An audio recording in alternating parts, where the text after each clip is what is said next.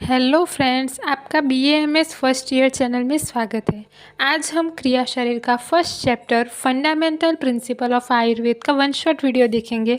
अगर आपने इस चैप्टर के डिटेल वीडियो नहीं देखे हैं तो आप प्लेलिस्ट में से देख सकते हैं। ये जो वन शॉट वीडियो है वो रिवीजन पर्पस से है, तो पहले आप डिटेल वीडियो देखने के बाद इस वन शॉट वीडियो को देखेंगे। तो हमने इस चैप्टर में क्या क्या पढ़ा है, तो सबसे पहले हमने पढ़ा था कि दोष किसे कहते हैं। दुष्यंति इति दोषाः, मतलब कि जो शरीर को दूषित करे उसे दोष कहते हैं। दोष जो है वो दो टाइप के होते हैं, शारीरिक और मानसिक। शारीरिक दोष जो है वो तीन टाइप के होते हैं, वात पित्त और कफ। और मानसिक दोष है वो दो टाइप के होते हैं, रज और तम। फिर हमने पढ़ा था कि धातु धातु मतलब क्या, कि जो शरीर को धारण करे और पोषण करे तो उसे धातु कहते हैं। धातु जो है वो 7 टाइप के होते हैं, रस, रक्त, मांस, मेद, अस्थि, मज्जा और शुक्र। फिर हमने मल पढ़ा था। मल मतलब कि जो शरीर को मलिन करे। मल जो है वो 2 टाइप के होते हैं, धातुज मल और अन्नज मल। धातुज मतलब कि जो मेटाबॉलिक रिएक्शन से जो बनता है उसे हम धातुज मल कहते हैं, और अन्नज मल मतलब कि जो हमारे खाने की चीज़ की वजह से बनता है उसे अन्नज मल कहते हैं। मूत्र और पुरुष जो है वो अन्नज मल है। धातुज मल हमारे धातुओं के मल, जैसे कि रस धातु है, रस धातु का मल है मल कफ। रक्त धातु है उसका मल है मल पित्त। मांस धातु है तो उसका मल है खमल, ख का मतलब होता है आकाश। मेद, मेद धातु का मल है स्वेद। अस्थि, अस्थि का मल है नख और केश। फिर मज्जा, मज्जा का मल है स्नेहोवीट या तो अक्षीवीट। ये आपको अभी याद रखने की ज़रूरत नहीं है, लेकिन ये मल जो है वो 2 टाइप के होते हैं, धातुज मल और अन्नज मल। ठीक है। फिर हमने 3 टर्म पढ़े थे, शरीर, शारीर और क्रिया शारीर। तो शरीर किसे कहते हैं, शीर्यते इति शरीरम, मतलब कि जो हर क्षण क्षीण होता रहता है, जिसका नाश होता रहता है, उसे शरीर कहते हैं। शारीर किसे कहते हैं, स्टडी ऑफ शरीर इज़ नोन एज शारीर, मतलब कि जो शरीर की स्टडी है उसे शारीर कहते हैं। क्रिया शरीर किसे कहते हैं, कि जो हमारी बॉडी है उसमें जो एक्शन हो रही है कोई भी, तो उस एक्शन की स्टडी को क्रिया शारीर कहते हैं। क्रिया के 2 मतलब होते हैं, एक मतलब क्रिया का होता है एक्शन और दूसरा मतलब होता है चिकित्सा, लेकिन हम यहाँ पे क्रिया का मतलब एक्शन लेंगे। ठीक है। फिर हमने इस चैप्टर में पढ़ा था पंच महाभूत, सर्वद्रव्यम पंच भौतिकम, कि जो हर एलिमेंट है वो 5 महाभूत से बने हुए हैं, और मैंने आपको इनका सीक्वेंस बताया था, आकाश, वायु, अग्नि, जल और पृथ्वी। आपको इसी सीक्वेंस में इन 5 महाभूतों को याद रखना है। और इनके विशिष्ट गुण बताए थे कि जैसे आकाश महाभूत है तो आकाश महाभूत का विशिष्ट गुण क्या है, शब्द। वायु महाभूत है तो उसका विशिष्ट गुण क्या है, स्पर्श।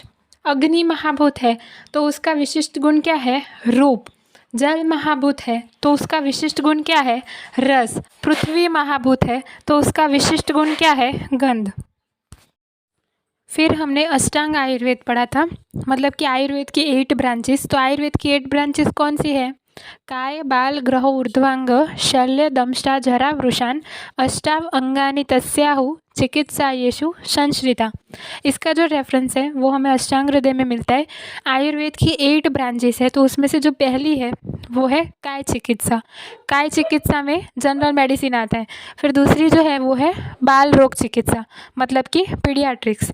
फिर तीसरी जो है वो है गृह चिकित्सा, मतलब कि साइकेट्री। चौथी जो है वो है ऊर्ध्वांग चिकित्सा, उसमें ENT एंड ऑप्थेल्मोलॉजी आता है। 5वीं है शल्य चिकित्सा, मतलब उसमें सर्जरी आता है। फिर जो 6ठी है वो है दंष्टा चिकित्सा, उसका दूसरा नाम है विष चिकित्सा, उसमें टॉक्सिकोलॉजी आता है। फिर जो 7th है वो है जरा चिकित्सा, उसका जो दूसरा नाम है वो है रसायन चिकित्सा। ये जो है ना वो उसका मतलब है जेरियाट्रिक्स, मतलब कि एंटी एजिंग से रिलेटेड। फिर जो है 8वीं जो है वो है विषण चिकित्सा, या तो उसका दूसरा नाम है वाजीकरण चिकित्सा। ये जो है वो रिलेटेड होता है रिप्रोडक्टिव ऑर्गन से। फिर हमने 2 प्रिंसिपल पढ़े थे, पंचीकरण। पंचीकरण का दूसरा नाम है भूतानुप्रवेश, और दूसरा हमने पढ़ा था लोक पुरुष साम्य सिद्धांत। तो उसमें से हम बात करें पंचीकरण की, तो सर्वम द्रव्यम पंच भौतिकम अस्मिन अर्थे, मतलब कि जो हर एक द्रव्य जो है वो 5 महाभूतों से बना हुआ है। 5 महाभूत का सीक्वेंस क्या है? आकाश, वायु, अग्नि, जल और पृथ्वी। तो ये कोई भी द्रव्य है वो 5 महाभूत से बना है, लेकिन उसमें कोई भी एक पर्टिकुलर महाभूत की डोमिनेंसी होती है। जिस महाभूत की डोमिनेंसी होती है उसका नोमेनक्लेचर वैसा ही होता है। जैसे कि कोई द्रव्य है उसमें आकाश महाभूत डोमिनेंस है, तो आकाश, उसका नोमेनक्लेचर कैसे करेंगे हम कि वो आकाशीय द्रव्य है। किसी में वायु महाभूत डोमिनेंस है तो हम उसे बोलेंगे कि वो वायवीय द्रव्य है। लेकिन ऐसा नहीं है कि उसमें सिर्फ वायु महाभूत है, उसमें बाकी के और 4 महाभूत भी है, लेकिन वो डोमिनेंस नहीं है। तो जैसे कि कोई आकाशीय द्रव्य है तो उसमें आकाश महाभूत का प्रोपोर्शन कितना होता है? 1/2, और बाकी जो 4 होते हैं वो 1/8 के प्रोपोर्शन में होते हैं। ठीक है, जैसे कि आकाशीय द्रव्य है तो उसमें आकाश महाभूत कितना होगा? 1/2 होगा। वायु महाभूत कितना होगा? 1/8 होगा। अग्नि महाभूत कितना होगा? 1/8 होगा। जल महाभूत कितना होगा? 1/8 होगा। और पृथ्वी महाभूत कितना होगा? 1/8 होगा। वैसे ही अगर कोई वायवीय द्रव्य है तो उसमें वायु महाभूत कितना होगा? 1/2 होगा। डोमिनेंस है, मतलब आधा तो वो खुद का ही है और बाकी का जो आधा है वो 4 महाभूत से मिलके बनता है। ठीक है, जैसे कि कोई वायवीय द्रव्य है तो उसमें आकाश महाभूत का कितना प्रोपोर्शन होगा? 1/8 होगा। अग्नि महाभूत का कितना होगा? 1/8 होगा। जल महाभूत का कितना होगा? 1/8 होगा। पृथ्वी महाभूत का कितना होगा? 1/8 होगा। वैसे ही कोई अगर आग्नेय द्रव्य है जिसमें अग्नि महाभूत की डोमिनेंसी है तो उसमें अग्नि महाभूत कितना होगा? 1/2 होगा। आकाश महाभूत कितना होगा? 1/8 होगा। वायु महाभूत कितना होगा? 1/8 होगा। अग्नि है, मतलब उसमें वो 1/2 है। फिर जल 1/8 होगा और पृथ्वी 1/8 होगा।